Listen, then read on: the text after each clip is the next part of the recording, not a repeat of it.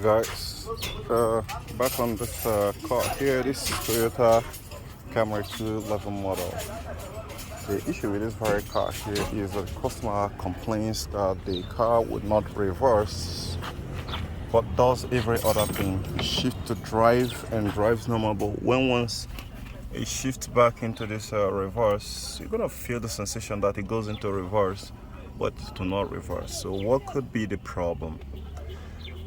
There are multiple reasons why this can actually happen, because it says even the automatic manual works and the drive works, only the reverse is where you've got a problem.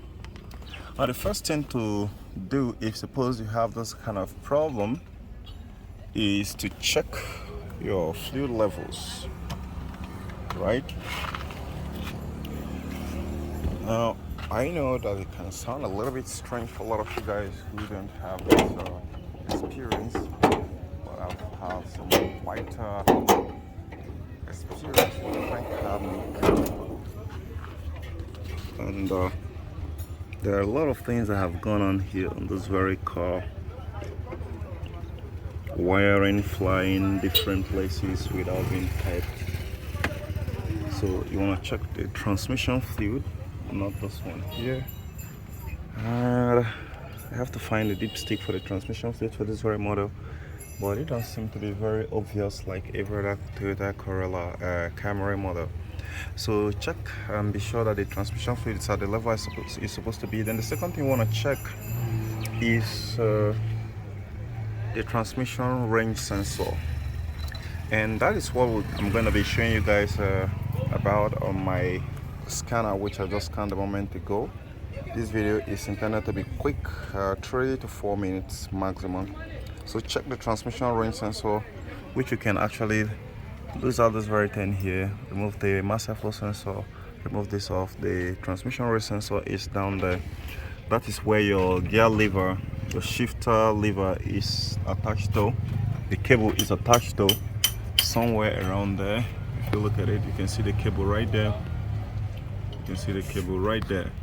So you want to check and be sure that it's well secured and there is no play. If there is a play within it, then it could actually have a problem. But if it doesn't have a play, then you want to check, observe the electrical connections and make sure there is no corrosion or grimes and dirt that's actually preventing a proper contact. If all that is checked and it's in a very good condition, then you want to go ahead and get maybe to a junkyard, or if you are not so far from the market area, you want to replace the safety neutral switch. And it's pretty much something very easy to do.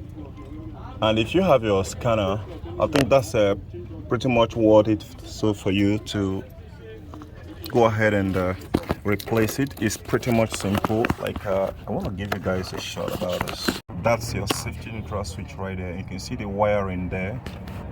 So you need to replace it and put another one. Then you want to make a mark of what the positions where you are before you want to go ahead and do that.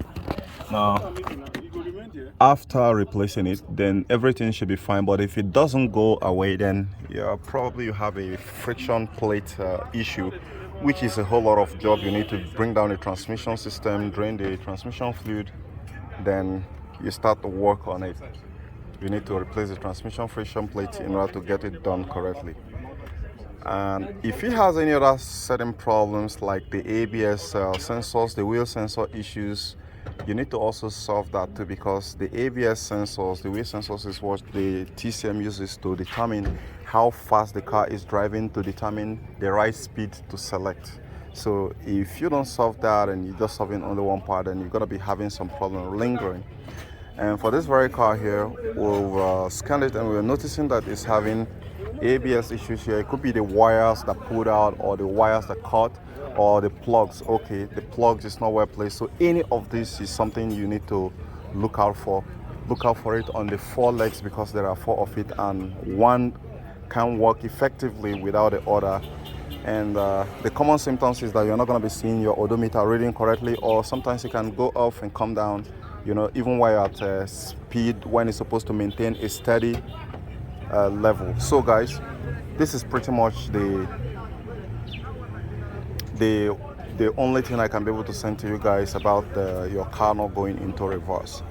And as of this one right now, I'm not really doing it. It's supposed to be something that I'm doing it. I would have shown you guys the simple way out. So Chief, yes.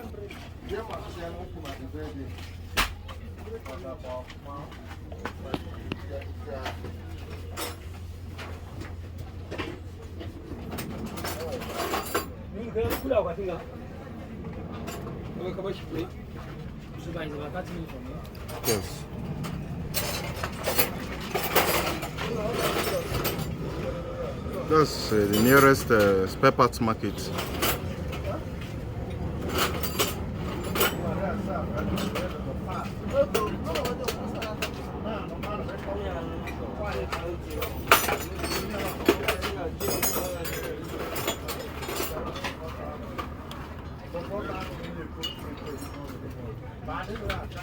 You guys can see it here.